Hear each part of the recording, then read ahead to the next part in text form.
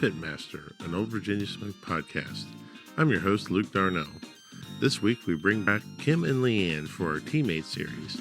This week's episode features Roxanne Manley with Redneck Scientific. Roxanne is Jerry's sister and a fantastic cook and a lot of fun to be around. So this is a super fun episode. So please join me in welcoming Roxanne Manley. Hi, everybody. This is Kim, everyone's favorite little G, back with another team edition of the Pitmaster podcast from OVS.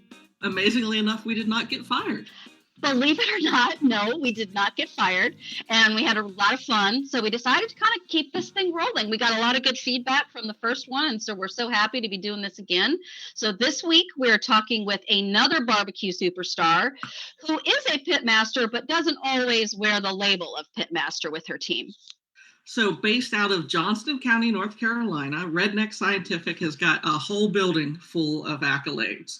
I checked the website, and if it's up to date, 24 grand championships, 20 reserve grand championships, world championships in both chicken and pork at the Jack Daniel's World Barbecue Invitational.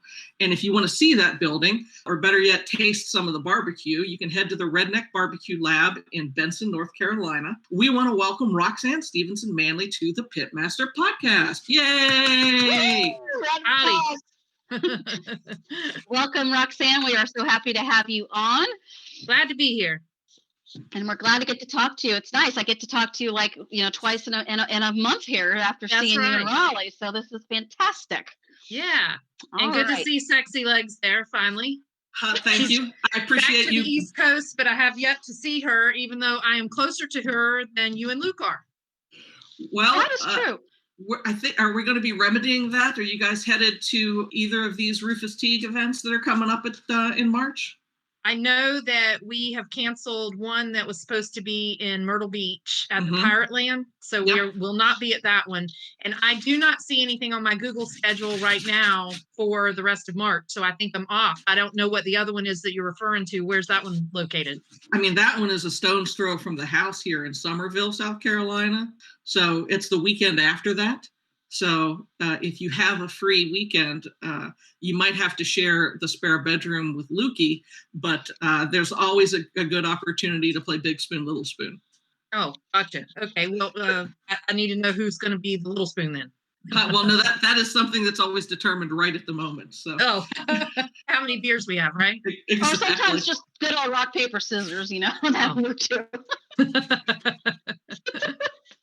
Right now, it does not appear that I have anything going on in March. I have been invited to come down to Myrtle Beach when you are going with Luke, I believe, Leigh Anne, and you may just see me show up there. I may not be there to help. I may be able to help Luke drink some beer, but, Well, that'll be fun. It's been too long. It's been too long.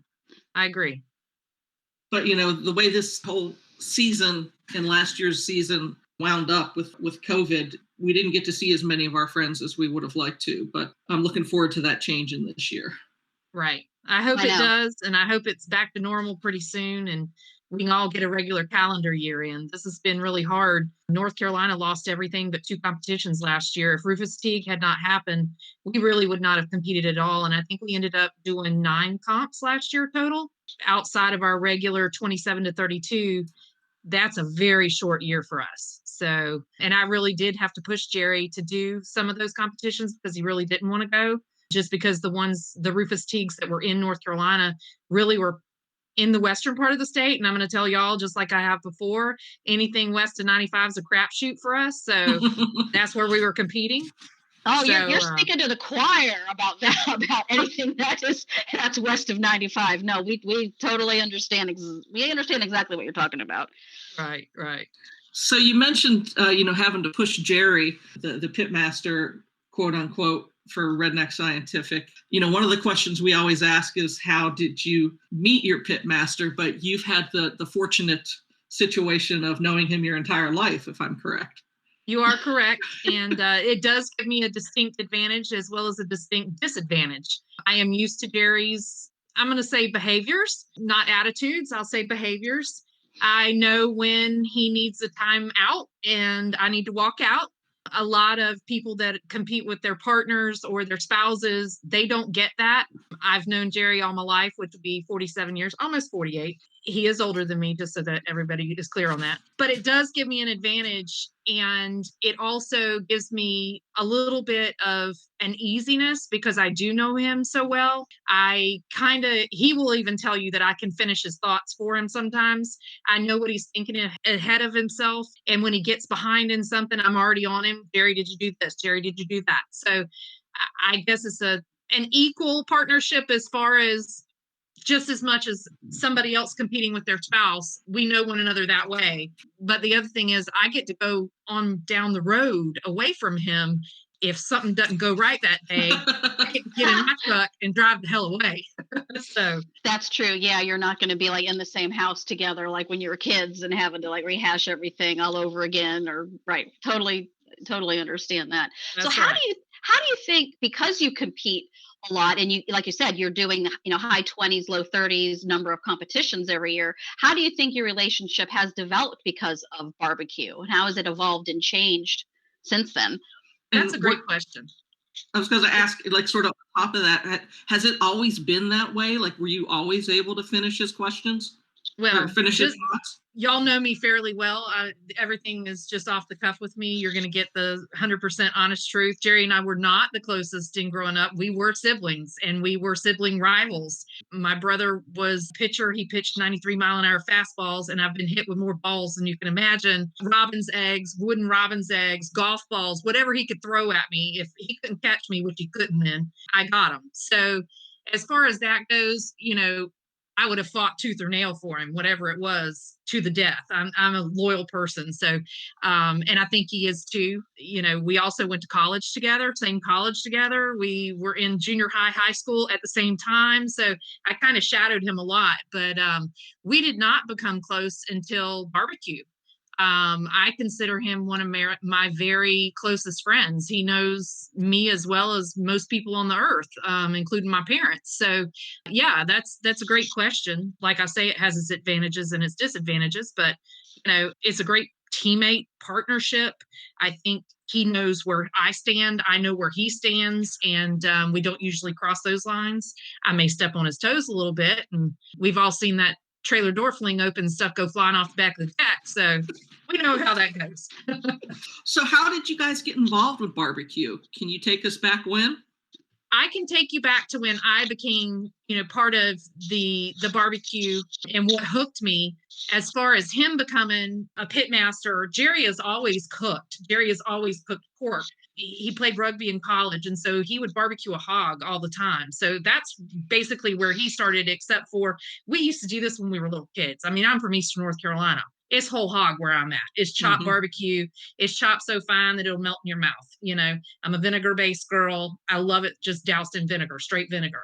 Competition barbecue was new to me in 2015. I was asked to come to Tryon, North Carolina. I don't know if you've ever been there. Yeah. Wonderful competition, beautiful area near Charlotte. It's outside of Charlotte, between Charlotte and Nashville. I was asked because they wanted, he and his two partners at the time, Brian and Shannon Turner from Mötley Crüe Barbecue, they were competing and wanted to go to a world championship, the World Foods. They were able to compete in what was called Ressler's Potato Salad Challenge. So I was told, hey, Roxanne, we need an original recipe. Okay, well, I make awesome Southern potato salad. And I'm like, Jerry, I make great Southern potato salad. I'll bring it. Mom's homemade pickles, our recipe from our great Aunt Mert he uses in the restaurant. He's like, no, you can't compete with Southern potato salad. I was like, okay. So I came up with a new recipe. It was a hot bacon blue cheese potato salad. I get down there. They're in the middle of turn-ins. The Turners are doing ancillaries, anything buts. One was doing dessert. The other one was doing just an anything but. And there I am trying to make potato salad. And all I had was my jar of homemade blue cheese dressing and getting ready to boil my potatoes. And they're in the middle of their turn-ins. So long story short, I turned in this bacon and blue cheese potato salad, and I just about cried, and I apologized to everybody and tucked my tail between my legs and drove my ass to the mountains, to the cabin, and I stayed the weekend. Didn't hear anything from them. So Saturday evening, my mom says, hey, Roxanne, did you ever hear anything about potato salad? So I hit Barry up. He sends me a picture of a check. We had taken second place with this potato salad. They didn't get to World Food Championships. And the story goes, my ass got kicked by Southern potato salad. I was so mad. I didn't even know how to respond to that. So that's where my love of the competition for food sport came from. I joined his team. I was asked after Mötley Crüe split with Redneck Scientific. They went their own way in 2016. I was asked to come along and join him. I joined him in the town of Asheboro and cooking out of a brand new trailer. And we won the first GC that year. So yeah, that's how it started for me. And I've been hooked ever since. I'll take a moment and testify to the strength and beauty of that blue cheese recipe. It's one I've adopted myself and use regularly. But I feel like we ran into you guys before 2015-16. You were there at our very first visit as OVS to the Royal, right? That would have been... That was when for us. 2016. That was the first year I went was 2016. That was the last year it was at the bottoms. Okay. Yep. That was my first year. The very last year it was at the bottoms at the original American Royal. And that's where I got introduced to y'all. That's when little G had the flat going to the airport. And she didn't know if she's actually even going to be able to make it. Yes, that was totally true. I remember trying to call and say, I don't know if I can get on a flight or not. You guys might be having to go without me. Yeah. Yeah, that was the first year in competition, and that win the first year there at Asheboro may have gotten us there. I'm not sure. Well, you were talking about your love of food sports, so I wanted to kind of ask the question of, what keeps bringing you back week after week? I love to compete. Don't get me wrong, I love you guys, but I'm there to kick your ass every week. I don't show up bringing my B game. It's not going to be that way ever. I love to compete. I'm not a poor loser. I will congratulate anybody that I like. That's why I'm there. I love to win more than anybody in the world, but I just love to compete. I really do. And that's true because think about it. As we get older, there's very few opportunities for us to have competition. So many of us, grew up with, a lot having sports competitions, and of course being older, that's not something we can do, but we could still get out there with our smokers and still compete against not only other teams, but against ourselves too. Right. I mean, I'll be honest. I played sports, in high school. I'm too fat, too old, and my knees hurt too much to be able to run around bases anymore. I love softball. I played till I was 38 years old. That was something that sort of got me back into competing, playing softball. And then when I was asked to do the food, I was like, well, hell yeah, I'm good at cooking. I can do this. And then that doesn't hurt me so much. Right. And then I taste the barbecue and I'm like, what is this? Why is there red sauce on everything? Just right. Not how I grew up. But I do have a love for it now. I married a Kansas City boy, so I knew what a burn-in was before I ever started competing with Jerry. I knew what brisket was, and I love ribs. Ribs are my favorite thing to eat, believe it or not, other than a pork chop, which we don't cook. So other than that, I didn't know anything about the sport, but if somebody said, hey, you want to go play a game tomorrow? Yep, I'm in. What is it? Let's go. Baccarat? Okay, I'll do that. Don't even know what it is, but I'll play. You talk about playing sports as a youth and in college and stuff like that. And you also talk about Jerry's competitiveness as a baseball player and a rugby player, but you also mentioned how he would cook a whole hog. Did you have that same love of cooking like as a youth? So Jerry lived in a frat house basically all 6 years of being at East Carolina. And so he had to cook. It was cook or don't eat because nobody in that house was going to cook. Me, I was in a dormitory. I wasn't allowed to live on my own. And I grew up with a mother who is a fantastic cook. She cooks everything from scratch. And there is nothing that woman couldn't cook. She will not cook roadkill. I have asked her about that. I've actually hit quail and she refused to cook them. So growing up with somebody that was able to put it on the plate for me, I didn't cook a lot. When I got married, I started to cook. And let me tell you something, we were hungry for the first few months because it was a learning curve and not paying attention. I really didn't pay attention to when my mom was cooking. But it all fell into place. Thank goodness I have a palate. I'm able to taste things and decipher what's in it. I can usually tear apart a recipe and tell you what exactly I can taste in it. And pretty accurately, I've been able to go into recipes as far as somebody gives me a sauce or something like that. And they say, break this down. I need a recipe for it. I can come up with it. Somehow along the way in my 20s to 30s, I learned how to cook. and I've been pretty good at it, I guess. Sean will tell you all the time. He's like, I'm not fat for no reason. So I guess I should say the same thing.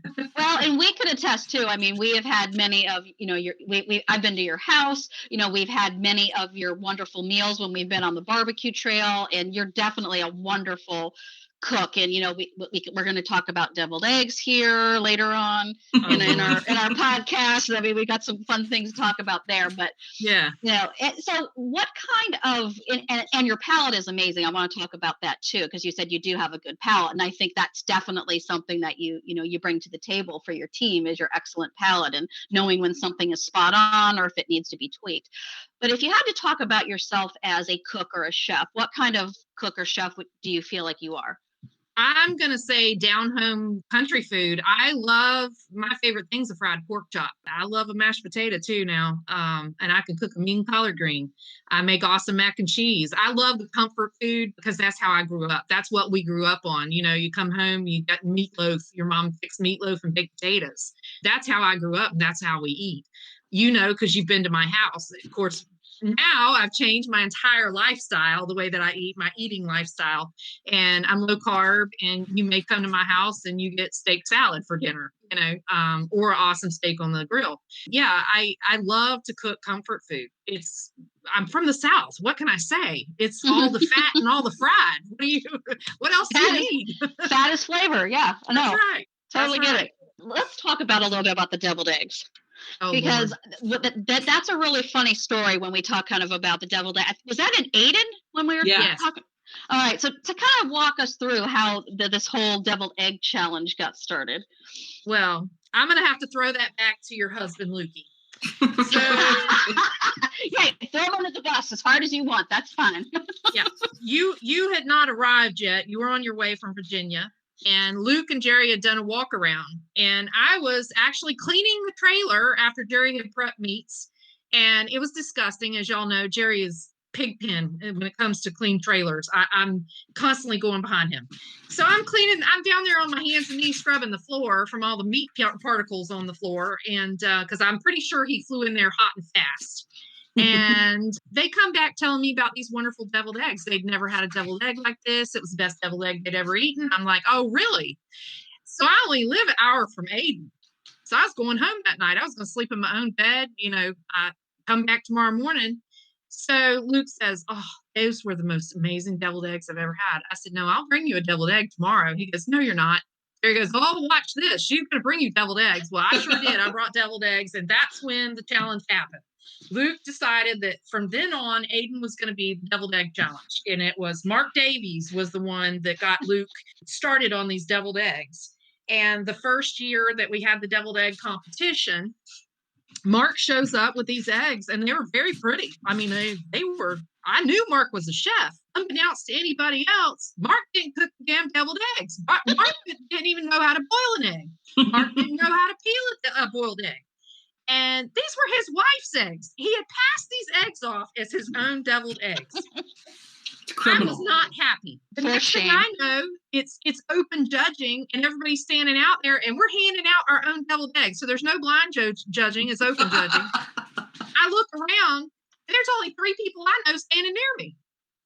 Luke, I think Brad Hamilton, Jerry was gone, and I'm looking around going, well, I got nobody to vote for me. And I keep looking around hoping somebody's going to walk up. Nobody walked up. Mark had brought 12 people with him. Yeah. I got the floor wiped.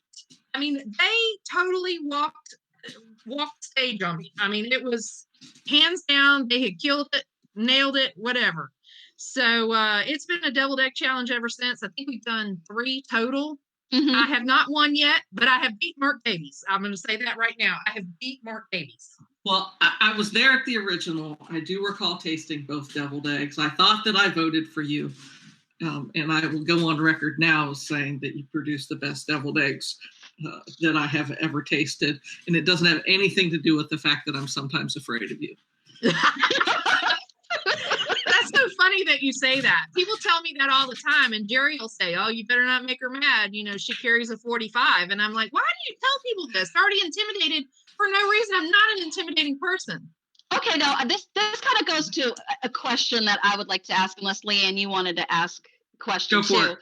Okay, but because you're saying, oh, people say this about me. So what do you think are the biggest misconceptions about you? Oh, let's see. That I am standoffish, that I am angry all the time. I don't know how I've gotten that I'm angry all the time. I think I'm a fairly happy person. I always have a smile on my face. I think they're equating that with Jerry. That's the angriest man in barbecue. Ask Sterling Ball. He'll tell you that's the angriest man in barbecue. I don't think I have a scowl on my face. I'm pretty friendly. I speak to everyone. I have no idea what these misconceptions are as far as they think I'm just a mean person. Now, am I spiteful and vindictive? Hell yeah, but you got to cross me first. I mean, you got to get across that bridge first. And when you get across that bridge, it's going to be war. I promise. I promise. I have a memory like an elephant. So, but as far as new people and people that I know, people that I like, I think I'm a pretty fairly friendly person and happy. Let's go with that. I'm happy. Well, I definitely say you and Jerry are some of the most generous people we've met on the trail. Not only welcoming us into your campground, welcoming us into your home, but sharing all kinds of assistance, whether it's with the OVS trailer, whether it's offering us advice on our food or which competitions we should go to or things like that. We really appreciate your friendship and everything that you offer. What would you say, has sort of been the best or most generous thing that maybe other teams have done for you to sort of set that model? How have other teams helped you out along the way? I will tell you that when I first came on the scene and seeing how everybody was and seeing that everybody in barbecue, I don't care who they are. I mean, they could be a brand new team. There is always somebody that needs help. And when they need help, these people step up. I mean, I've got neighbors on my street here I don't even know, but you can walk down the row in barbecue and every single one of them is going to speak to you, and you're going to speak back if you don't speak first. Somebody needs charcoal, they're going to be there. I have had to borrow charcoal, in Mayetta this year. Thank goodness I was able to find some. We didn't actually need it, but things like that if you need something, I have seen people go to a competition. I will go back to Wise, Virginia 2 years ago because they didn't have it last year. A man walked down the street with a jar. He had no sauce. He had forgotten everything at his house. Kim, you know exactly who I'm talking about. Yes, exactly. He walked away with the grand championship. I mean, who does this? You walk around asking for rubs and sauces, and it literally was a bottle of sauce from 4 different teams, I believe. Yeah, that I think you just mixed together. And Josh won the thing. I mean, like, how do you do this? And all those people that helped him get there. It was like, that's the most amazing part of barbecue, to see something like that and somebody can go and GC this thing. I mean, that says a lot about his skills as a cook, but these people didn't hand him their back shelf stuff. They weren't handed him the stuff that was caked up and had disintegrated in their trailer from 5 years prior. I mean, they were handing him the stuff that they were using in competition, I'm pretty sure. So he didn't ask to borrow any of ours, just so that everybody knows. But I would have given him some.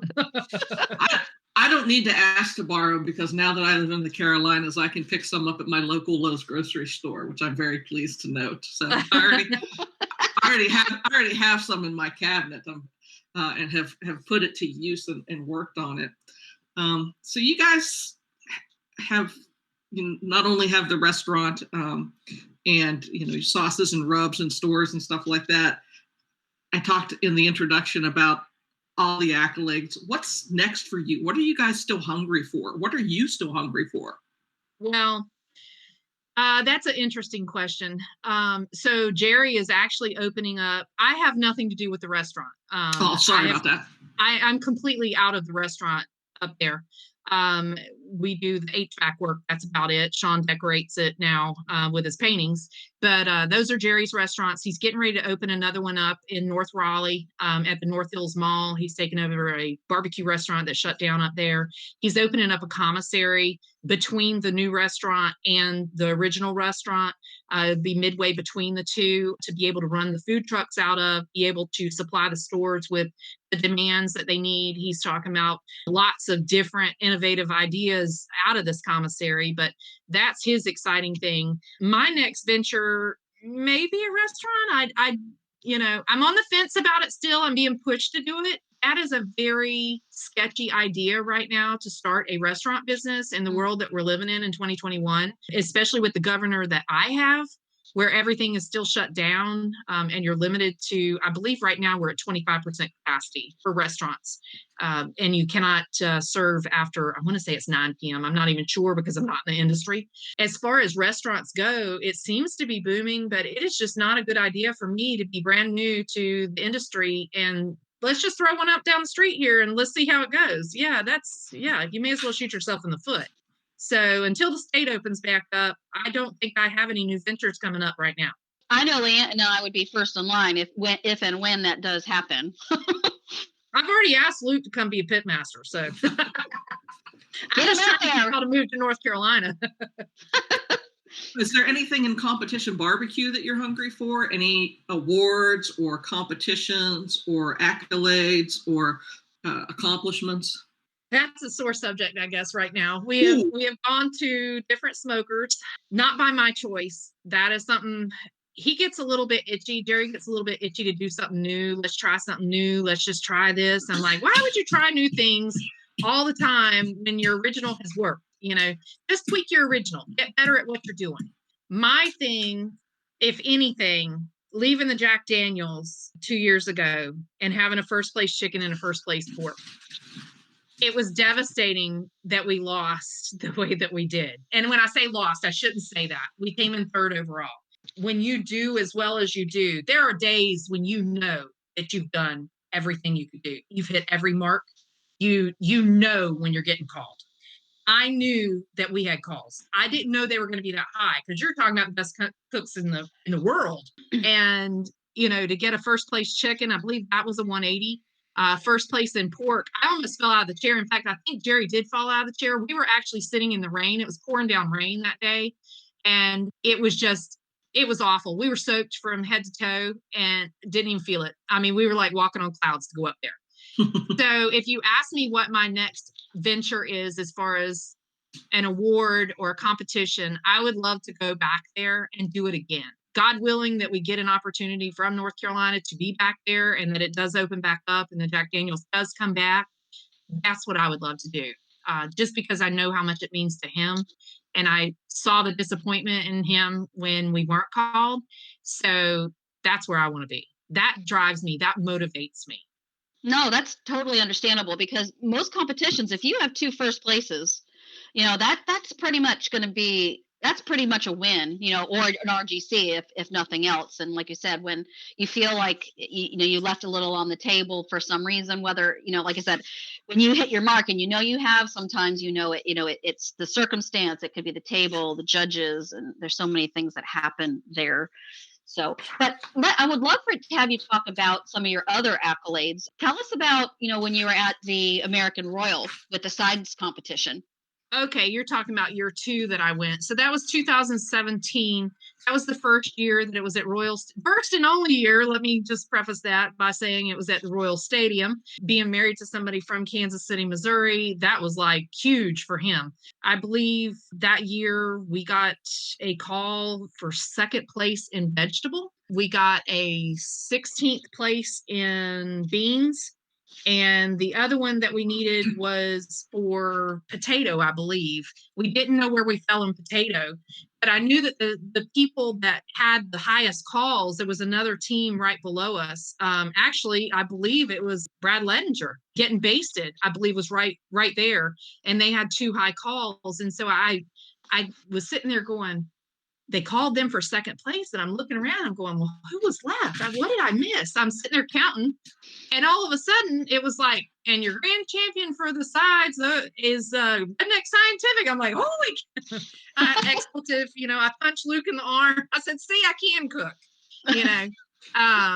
and I was sick as a dog. Yes. I was actually having a gallbladder attack, a massive gallbladder attack. At that time, couldn't even turn anything in on Sunday myself. I had to have other people run the boxes because I was just so sick. So yeah, getting down there and getting the grass. Jerry reached down like he's tying a shoe, got Sean some grass from the field. We're down there on Arrowhead Stadium field, and he's, it was amazing. And to stand there amongst all those people on that stage with that huge trophy, it was just something that I'll never forget. Was that the year that Sean burnt was it the sausage or the mushrooms? That would be the meatballs, Leigh Anne. Thank you very much. It would be a tenuous evening here. Sore subject, Leigh Anne. Why'd you go there? Yeah. So we were cooking on Traegers. I had put the meatballs on. I specifically said to Sean, at 12:30, I need you to look at these and just look at them. If they look like they're done, temp them with my Thermopin. And I gave him my temperature I was looking for. Take them out, just stick them in the microwave just to hold them. I just wanted it to hold the heat. Don't steam them. Don't put them in the oven. Don't do nothing. Well, unfortunately, the Chiefs were playing that day, and it was televised. And there is a damn TV in the camper. I come in after the last turn in for brisket, and I walk in, and he is laid back in the recliner right in front of the TV. Hey, Sean, how are those meatballs? Oh, yeah, I need to check those. I said, Sean, we're an hour and a half past the meatballs. Hey, did you win? So I go inside. You thank me for that. Shut the door. There seemed to be any privacy in a small house. There seemed to be some CB interference coming in over there. I should have locked that damn door before this started. So I get these meatballs. No, in fact, I take that back. I'm still in the trailer at this point. I left. I just went back out of the camper. I go back in the trailer with Jerry, and I'm like, screw this. He's like, what is that? I said, I'm pretty sure those meatballs are toast. Jerry comes out, and he's like, the bottoms are burned. Go get me my knife. I bring him back this knife. We cut the bottoms off these meatballs and turn them in. I mean, literally, we cut the bottoms off of them. They were black, like black as night. I mean, they had burned to the bottom. We had to pull them off and maybe slice them where they look presentable. Yeah. I think we were 8th in sausage that year.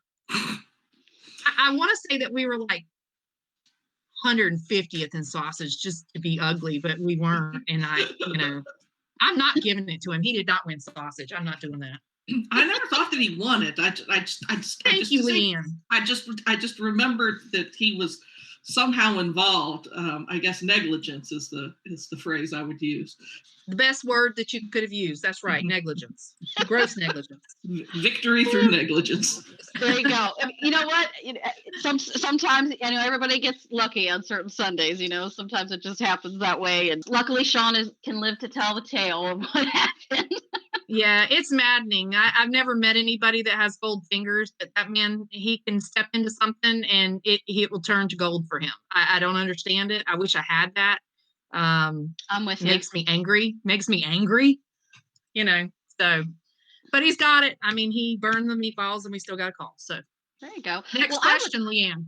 Yeah, I was going to say, I would love to kind of, so you talked about one of your responsibilities is definitely being the master chef, cook, baker for a lot of the, for the side dishes, for desserts, for lots of the anything buts. But I would love to talk about your responsibilities when you're cooking the 4 meats.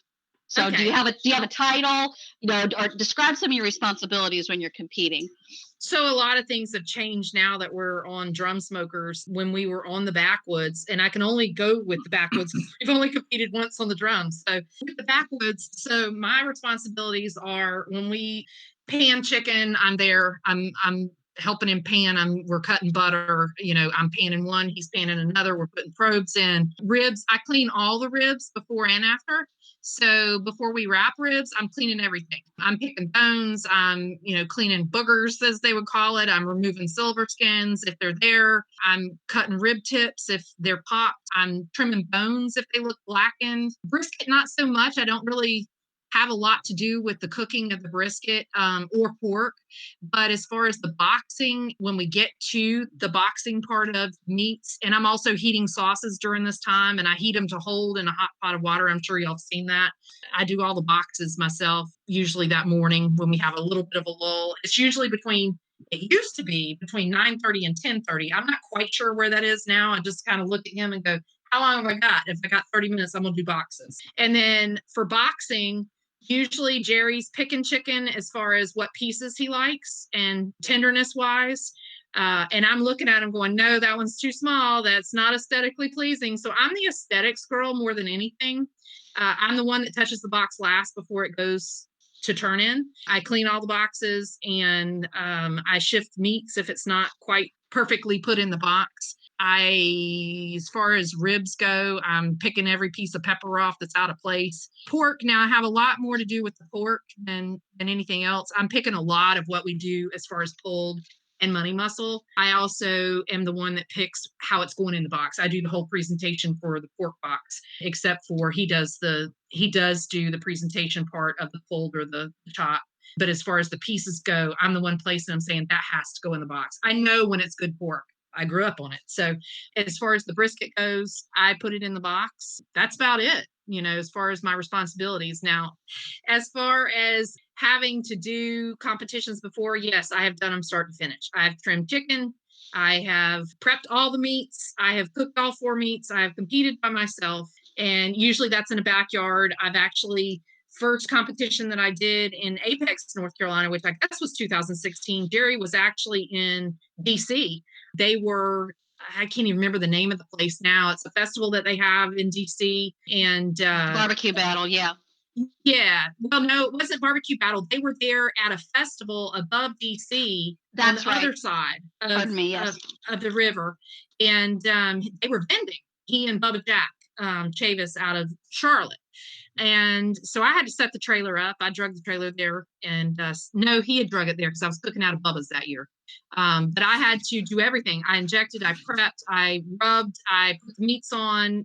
Jerry showed up about 4:00 in the morning after he got done working.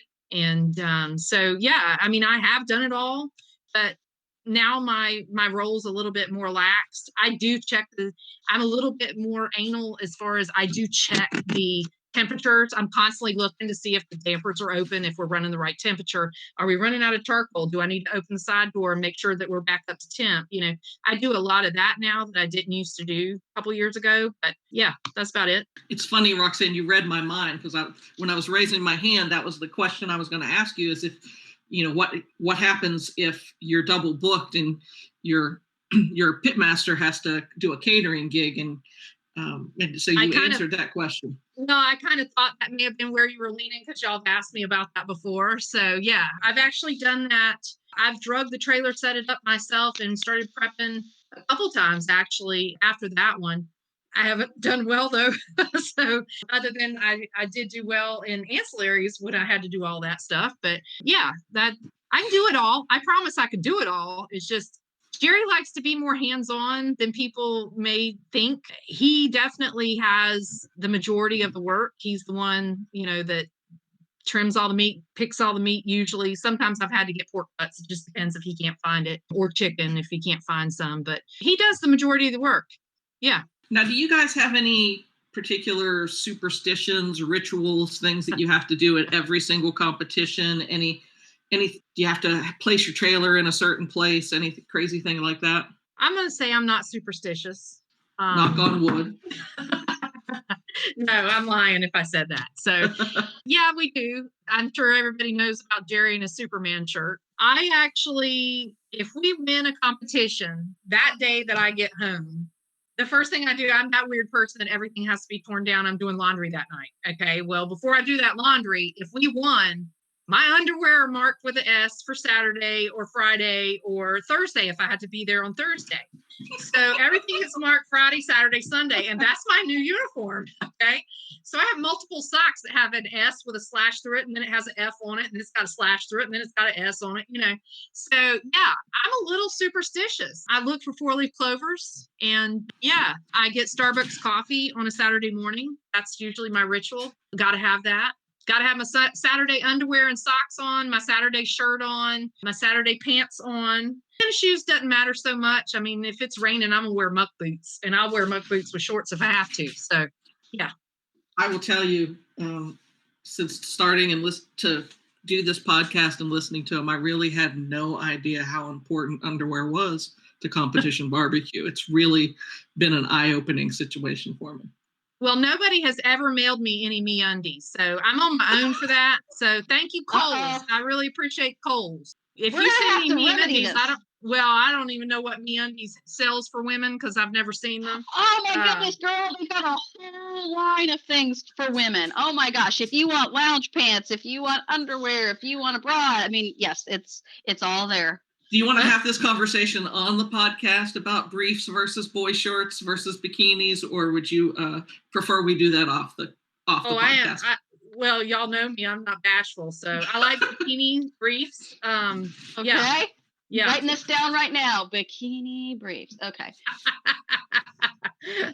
Oh, no unicorns. I do not want any unicorns. I have heard that they're unlucky. Somebody told me that they're unlucky. I will say that unicorns usually start off pretty lucky, but sometimes don't always stay lucky. That's what I heard. So I don't want any of those. Yes. Okay. We can accommodate. No problem. So I'm curious, you were talking about a lot of the, superstitions, you were talking about things that you do for the team and your responsibilities. What are some things that you do for the team, whether it's a superstition or something that's a tradition or just a role that you have? What are some things that you do for your team that Jerry doesn't even realize you do behind the scenes? That's a good question. I haven't really thought about that. I usually make a mental note of what's missing. I like certain cleaners. He uses a lot of them that take my breath away. So I usually bring some of my own. That's a good question. I've actually made stuff that he knows about them. So it's nothing that he wouldn't know. What do I do that he doesn't know about? I make sure there's water in the smoker. I make sure that if he needs another cup of coffee, I'll hit the go button on the Keurig. I've given him my Keurig because his broke, I don't think there's anything that he doesn't know of that I do. Do you have something on me that y'all know I do that he doesn't know about? Not at all. Does he know when you're handling him, when he's maybe flying off the rails and needs to get recentered? Does he know when you step into that role and help him get refocused? That's a really great question. I am very good under pressure. I work my best when I'm under pressure, and he doesn't. And no, my brother is a psychology major, but he does not know that I am handling him. I do it with kid gloves because I know how to. And that comes back to knowing him all my life, and that I am able to do so without giving any kind of clues or inklings that I am doing it, but I do that. You're exactly right. I know when to back off. I know when to reset everything. Here, Jerry, here's your cup of coffee. Just go sit down there and let me clean this up real quick. Let me wipe this trailer down. Just get out of here so I can wipe the trailer down. I don't want to have to do this later. Stuff like that. So maybe that was a better question to ask me, because you're leading me into this. What do I do that he doesn't know that I do? Those are the kind of things that I do. I try to clean up behind him so that there's not so much at the end, because he's the one that's been up all night.